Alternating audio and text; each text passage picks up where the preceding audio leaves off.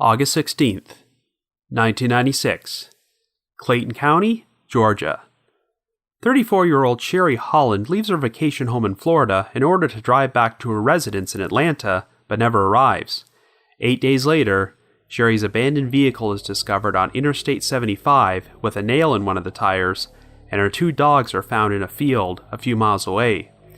An investigation into Sherri's background uncovers a lot of surprising secrets, including a job operating an escort service, an alleged blackmailing scheme, and an affair with a married man, but it fails to turn up any answers about what actually happened to her. After that, the trail went cold.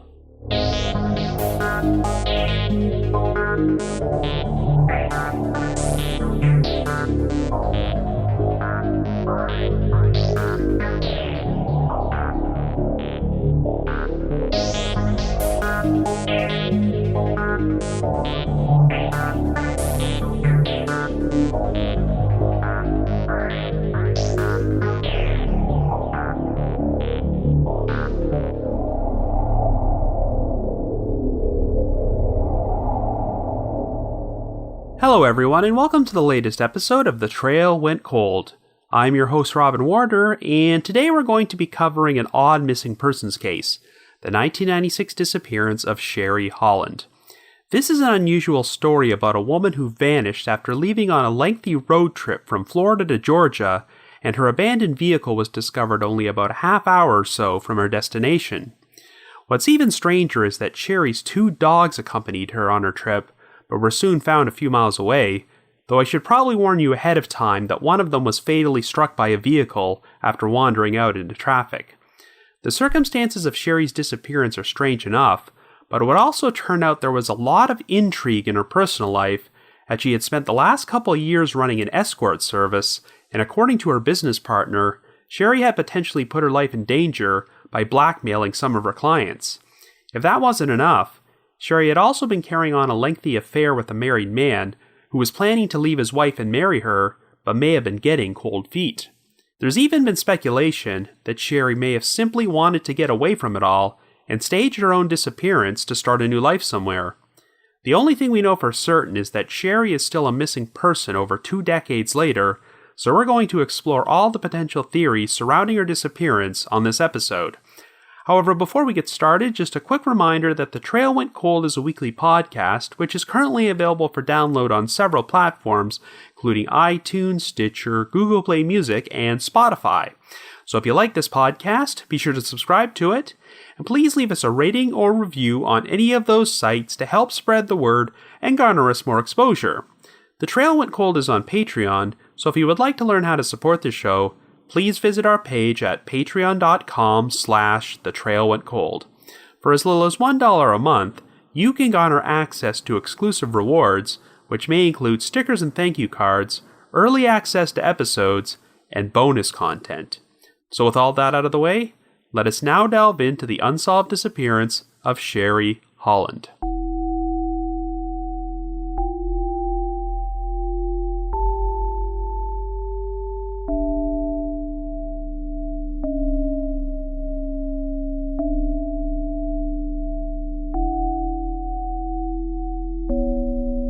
Our story begins in Georgia in 1996.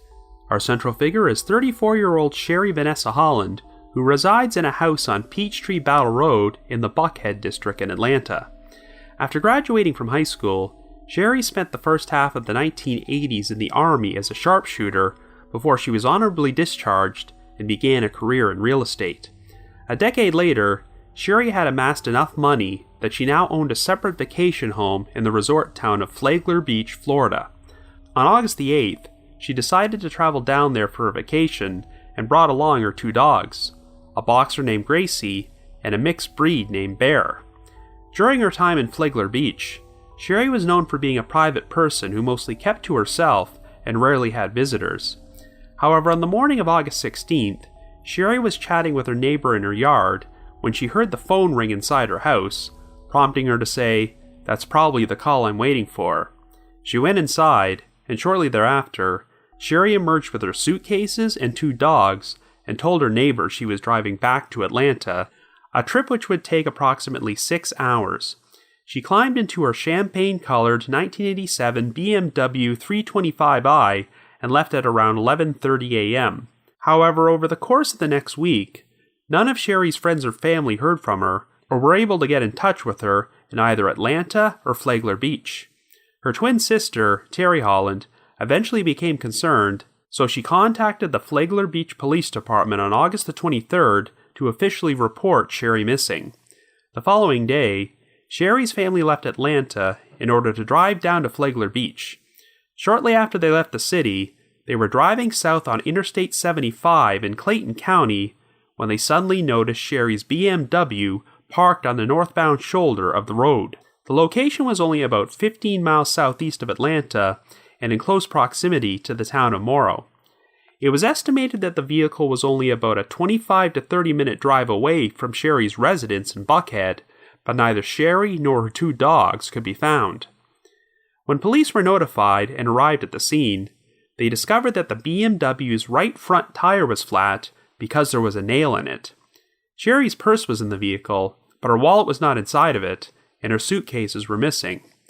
However, $2,400 in cash was left behind, and a loaded .38 caliber revolver was in the glove compartment.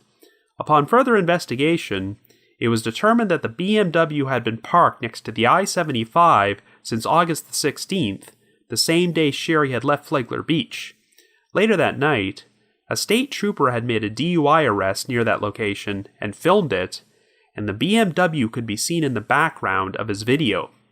Another police officer would also remember driving past the vehicle at that spot on August the 20th. Well, on August the 26th, 2 days after the discovery of the BMW, Sherri's two dogs, Gracie and Bear, were finally found 2 miles away in a field next to the Stratford Arms apartment complex in the town of Riverdale. Tragically, Bear was lying dead in some bushes. While the exact time of his death was unclear, the evidence suggested that Bear had stepped out into traffic and was accidentally struck by a vehicle, but he still managed to crawl into the bushes before he died. But rest assured, Gracie was alive and well, and she would be placed in the care of Sherri's sister, Terry.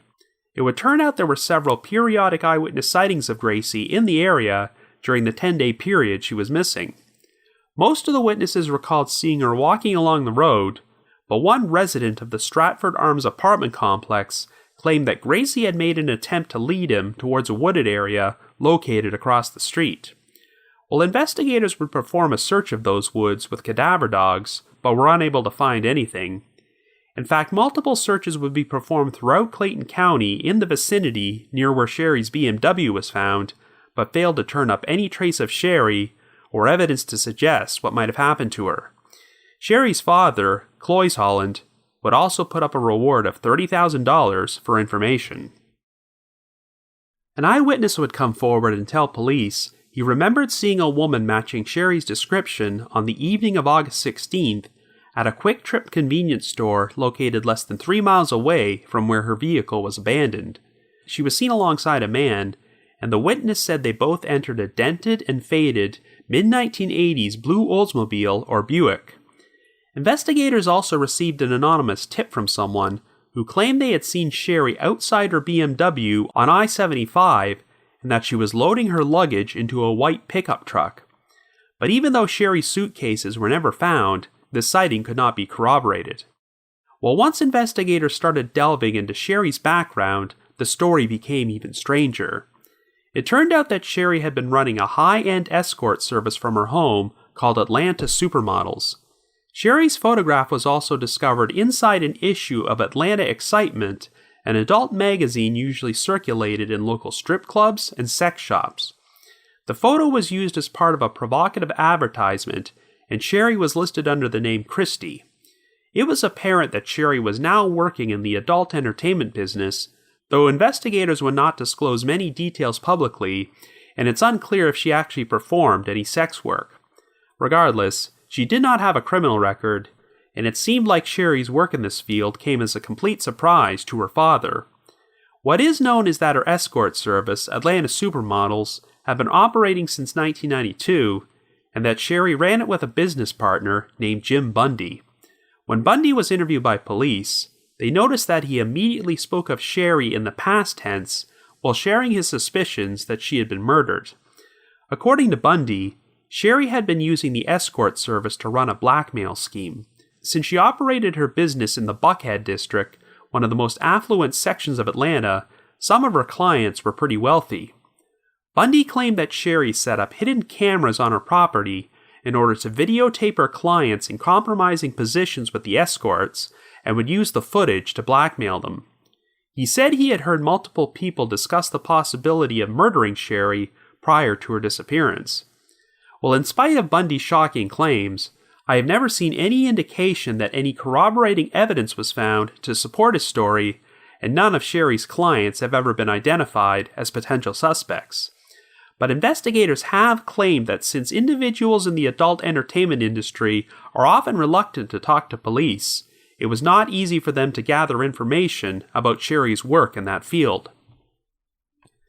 But this was not the only big secret in Sherri's background, as it also turned out she had a boyfriend who was married to someone else.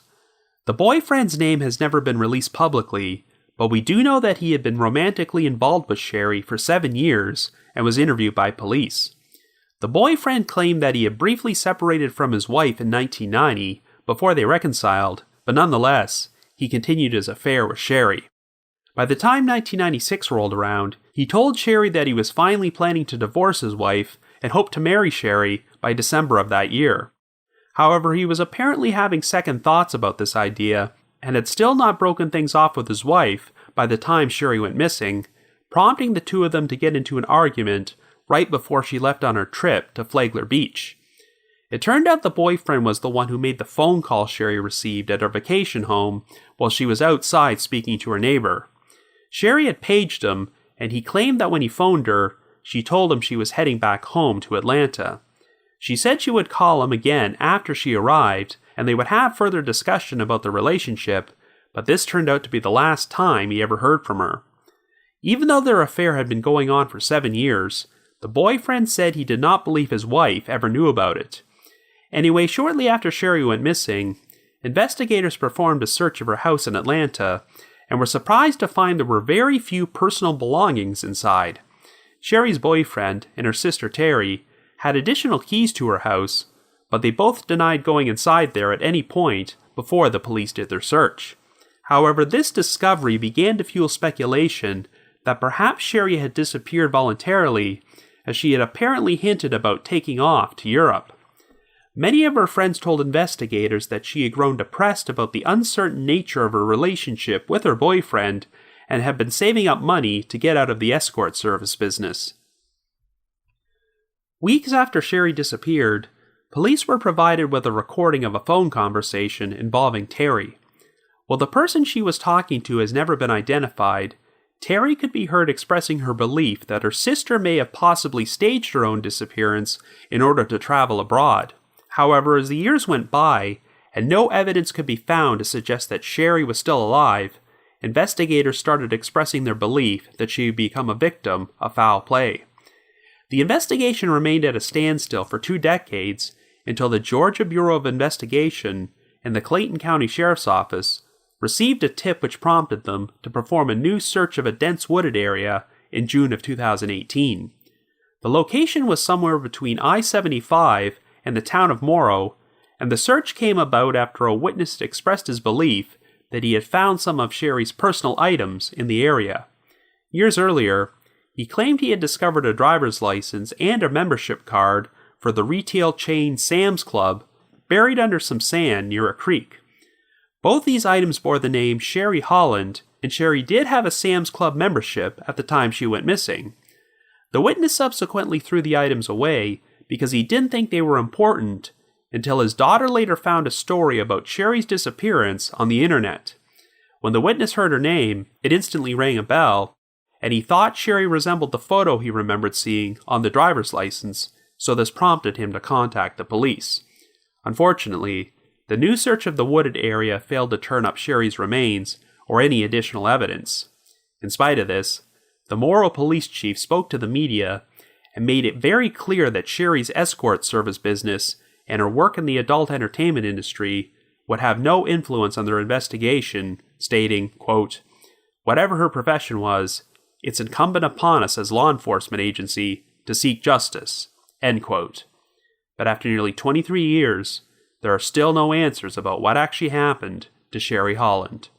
So I guess you could say, the trail went cold.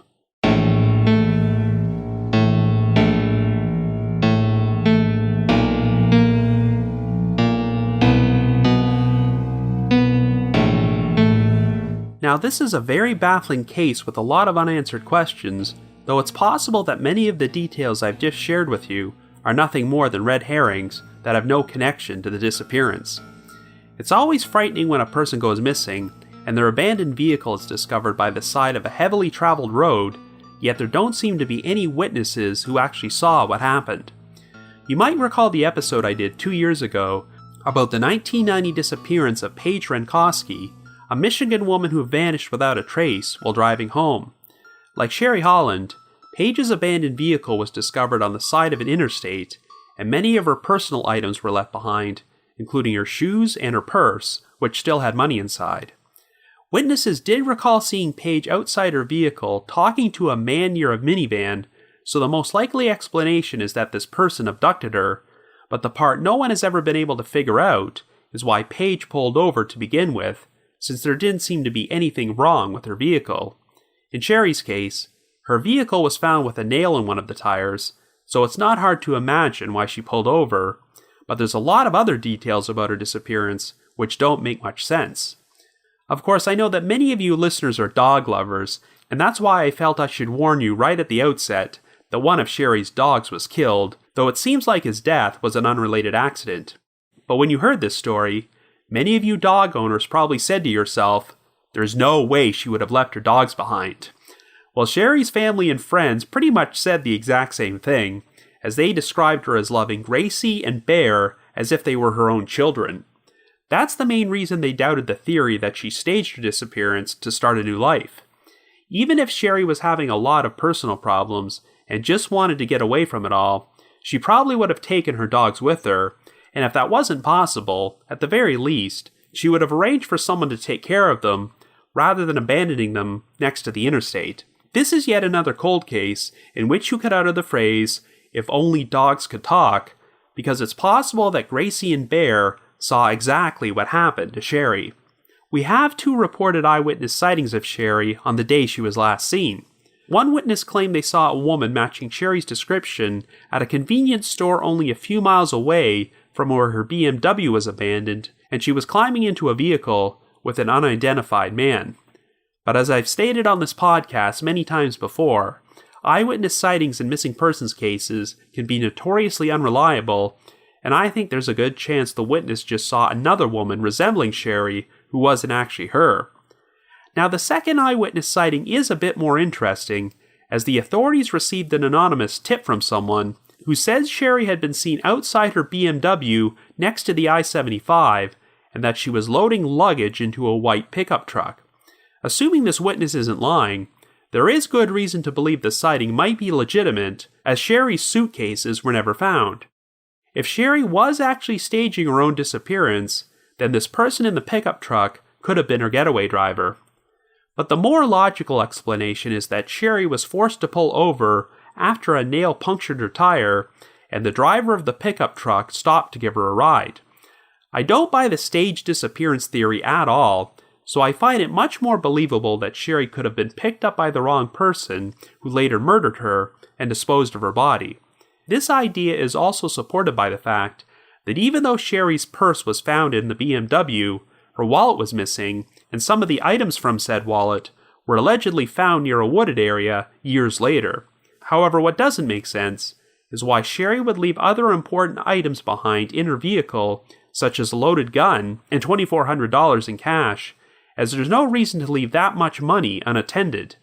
And most importantly, would Sherri have accepted a ride if she couldn't bring her dogs along? I've seen online discussions about this case where dog owners have chimed in and said they would have waited around for a tow truck or roadside assistance rather than leave their dogs behind. Given that one of them was ultimately killed after being hit by a vehicle, you can understand the reluctance to leave them alone next to a heavily traveled interstate. It's a confusing situation, because the dogs were later found next to an apartment complex a couple of miles away, so Sherri had to let them out of the BMW at some point. I know that one of the complex's residents claimed that Gracie tried to lead them into a wooded area across the street. While a search of those woods turned up nothing, I can't help but wonder if there was some significance to that particular location and if Gracie witnessed something happen there.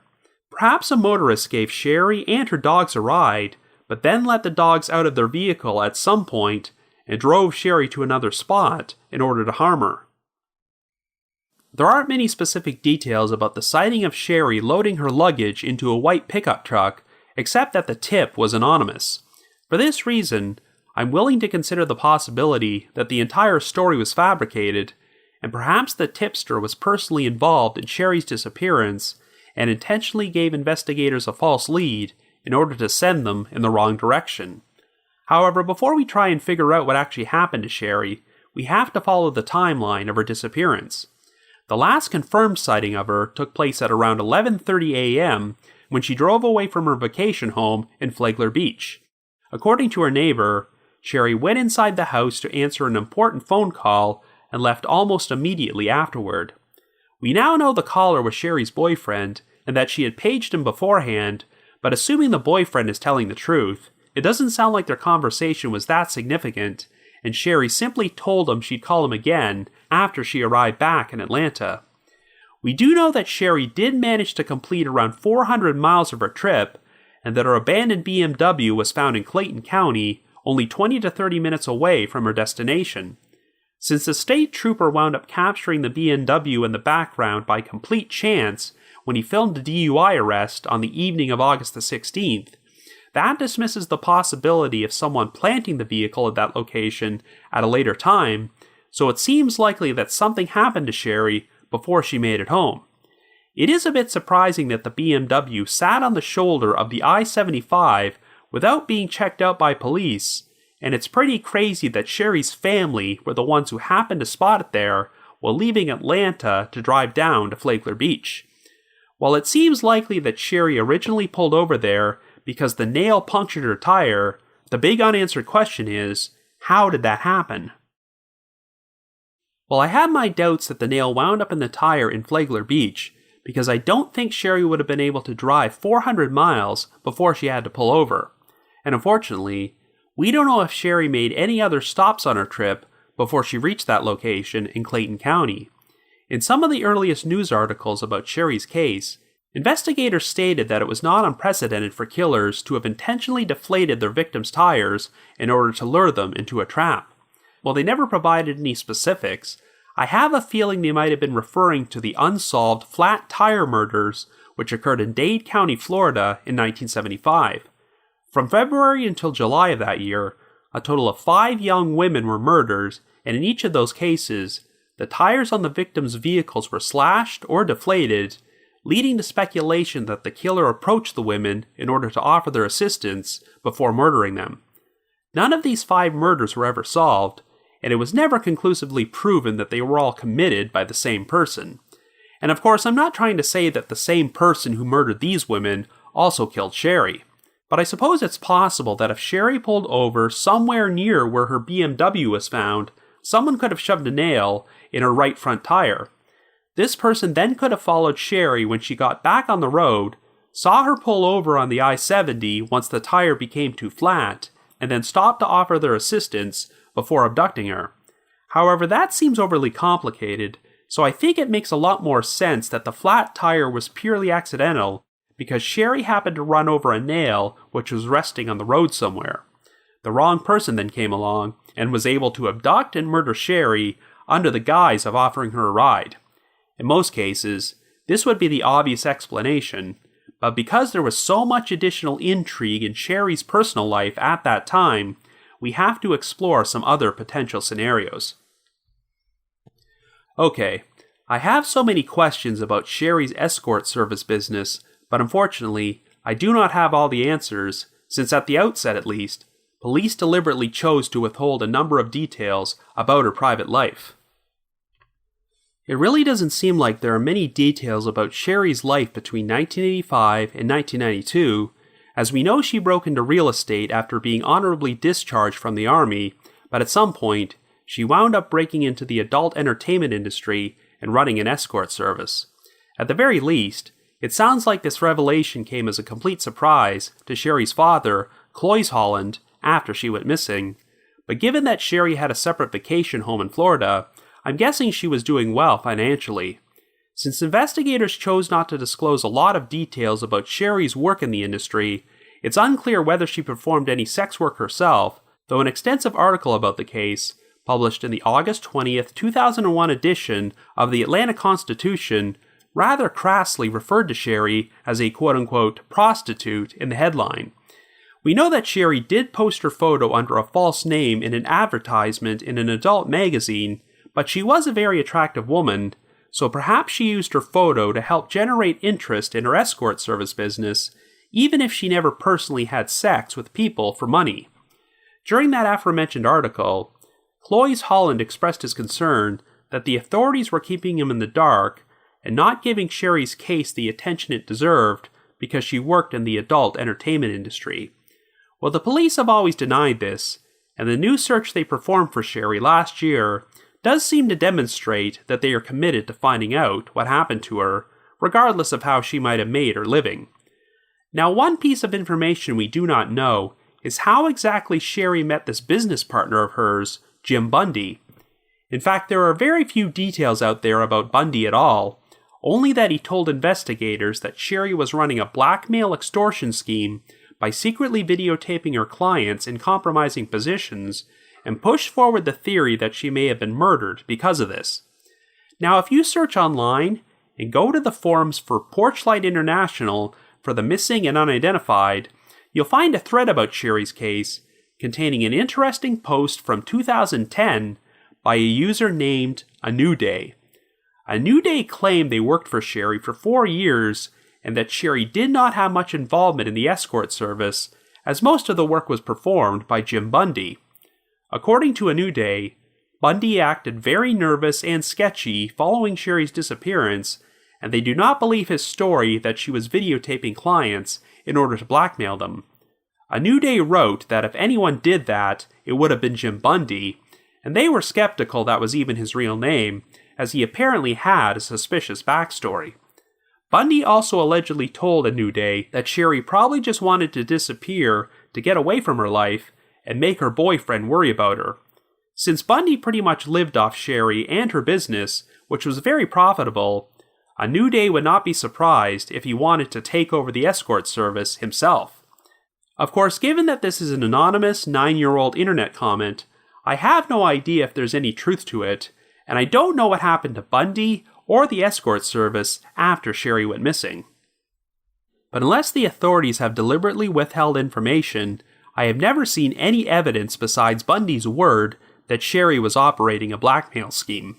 If his claims are true, then there definitely would be many people with a motive to murder Sherri, but if they're not true, and Bundy was looking to take over the escort service, then he definitely looks suspicious, and he could have concocted a fictitious blackmail story in order to provide a false trail for investigators to follow.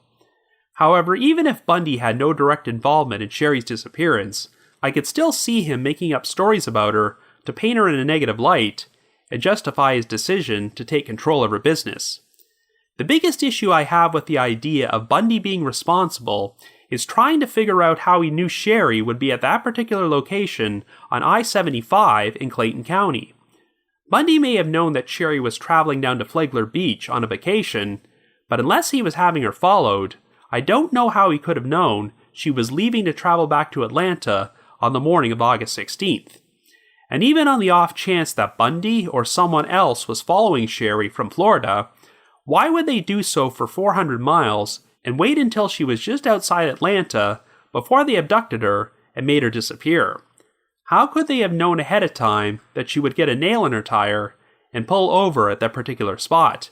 It just seems like there are much simpler ways to abduct and murder a woman than by doing so at the side of a heavily traveled interstate while her 2 dogs were with her. Even if the claims from A New Day are true, and Bundy was acting very nervous and sketchy following Sherri's disappearance, let's not forget that he ran an escort service and being questioned by the police under those circumstances for any reason is probably going to make a person nervous. Hell, if Bundy was running his own blackmail operation, he might have become paranoid and decided to project by pinning the whole scheme on Sherri. If his operation came to light, what better way to deflect suspicion than by blaming a missing woman who is no longer around to deny it? There really aren't enough concrete details about the entire escort service angle for me to determine if it has any relevance to Sherri's disappearance, but given the circumstances of how she went missing, I'm inclined to think it's nothing more than a red herring. Now, the angle about Sherri and her married boyfriend is a bit more interesting because Sherri spoke with him on the phone right before she left Flagler Beach, so he did know she was heading back to Atlanta that day. Once again, there's very little information about this boyfriend, only that his secret affair with Sherri had lasted for 7 years, and that she was hoping he would finally leave his wife and they would be married by the end of the year. However, it sounds like the boyfriend was having second thoughts, and that he had a heated argument with Sherri about the relationship before she left on her trip to Florida. If this guy wanted to remain with his wife, and did not want her to find out about the affair, then this could have been a potential motive to get rid of Sherri. And while we don't know anything about the wife, if she suddenly found out about the affair, then this gives her a motive for murder as well. One detail I've always found strange is that when police searched Sherri's residence in Atlanta following her disappearance, they noted that she had very few personal belongings there, which could possibly lend credence to the idea that she staged her own disappearance and took off voluntarily.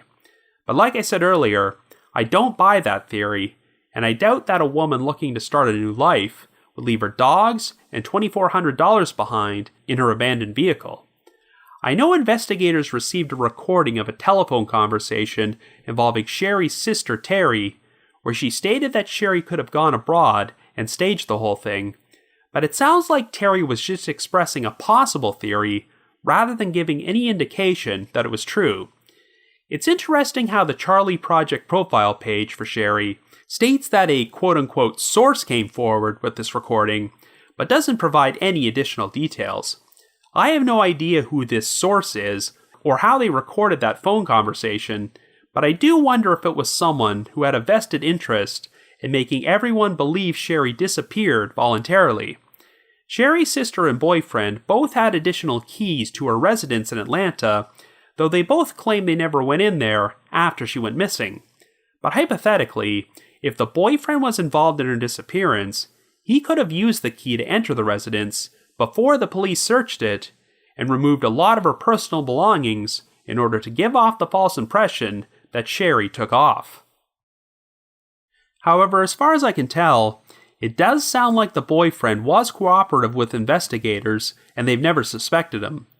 Given that his affair with Sherri had lasted for 7 years, I'm sure there were many other people who knew about it, even if the boyfriend's wife didn't, and it's a given she finally found out after Sherri disappeared.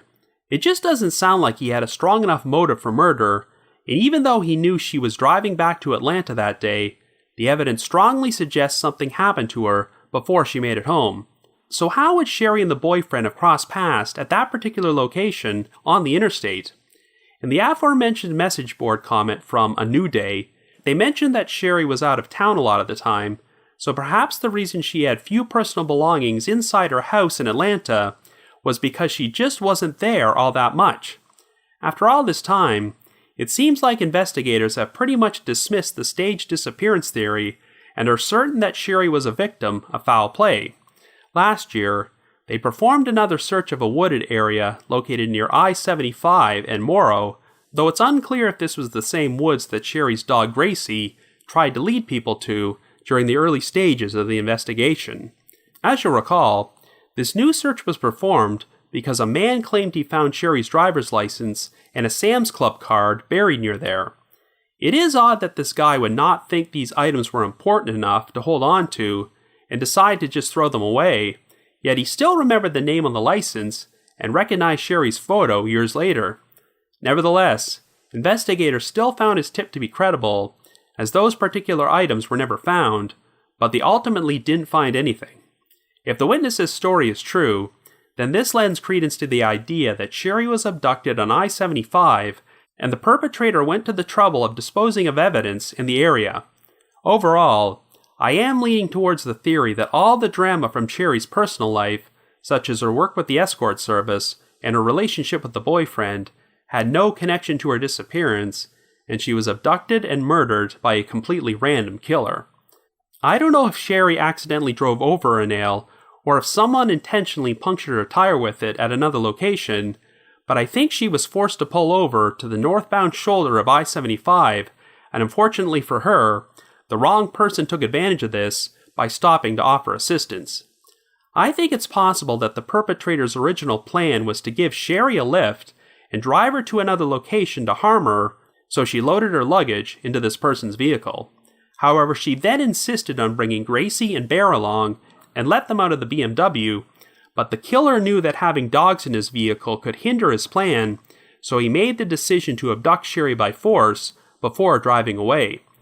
This might explain why Sherri's suitcases were missing, but some of her other personal items, such as her purse, gun, and the $2,400, were left behind. Since Gracie and Bear were left alone outside their car, they gradually walked over to Riverdale before they were found there over a week later. While the items from Sherri's wallet were found buried in the general area, the killer may have murdered Sherri and disposed of her body and some of the other evidence, such as her suitcases, at entirely different locations, which is why the multiple searches by law enforcement have failed to turn her up. I have no idea who the perpetrator could have been, but I just have the feeling that Sherri wasn't targeted beforehand and was simply in the wrong place at the wrong time.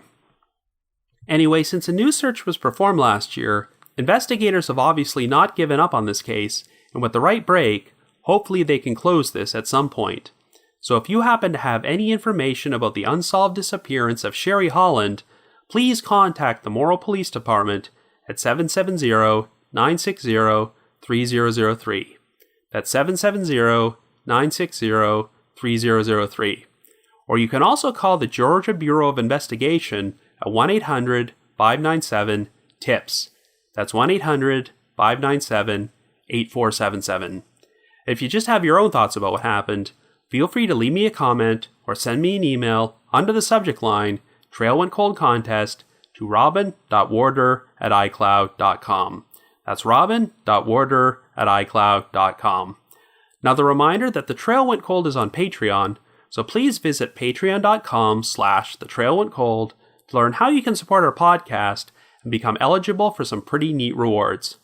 We've already produced a bunch of exclusive bonus episodes for our patrons in tiers 2 and 3, and our most recent episode covers the murder of 14-year-old Ricky Ann Blake, whose family was targeted with a series of bizarre anonymous phone calls over the next several years. We've also implemented a bonus reward for our patrons in tier 3, in which I record my own audio commentary track, which you can play over episodes of Unsolved Mysteries. And I did my most recent commentary over an episode with some all-time classic segments, including the murder of Terry McClure, the murder for hire of T.K. Hardy, and the infamous story of Liz Carmichael and her fraudulent three-wheeled car known as the Dale. So to learn more information, feel free to visit our Patreon page. I'd also like to take a moment to thank our most recent listeners who have signed up to support us on Patreon this week, and they are Colin Z, Jem N, and Angie S. Thank you so much for your support. You probably heard me announce that I'll be returning to Toronto this summer to participate in another true crime podcasting event at the Royal Cinema on the afternoon of August the 18th. In addition to myself, other podcasters who will be participating include Christy from Canadian True Crime, Jordan from the Nighttime Podcast, Nina from Already Gone, and Aaron from Generation Y. The event will include case presentations, panel discussions, an interactive Q&A, and a meet and greet. Tickets are $25 each, and you can find the link to our website to purchase them in our episode description. In addition, I will also be appearing at the True Crime Podcast Festival, being held at the Marriott Downtown Hotel in Chicago on July 13th. Dozens of your favorite true crime podcasters will be there, and I will be teaming up with Christy from Canadian True Crime to do a live show in which we will be discussing some Canadian cases. So to learn more information about this event and to purchase tickets, feel free to visit their website at tcpf2019.com. I also just wanted to give another shout out to my supporters at the Unsolved Mysteries message board at the Sitcoms Online forum and the Unresolved Mysteries subreddit. I need to provide a big thanks to McGill Foote, who edits and assembles this podcast together for me, and Vince Nitro, who composes the eerie music you hear on every episode. If you haven't already, you can like us on Facebook, follow us on Twitter, or leave us a rating or review on iTunes, Stitcher, Google Play Music, or Spotify. Anyway, around this time next week, I will be traveling to New Orleans to appear on Podcast Row at CrimeCon, and to commemorate the occasion, next week's episode will be covering an unsolved cold case from the city. So have yourself a good week, and join me next Wednesday for a New Orleans-themed edition of The Trail Went Cold.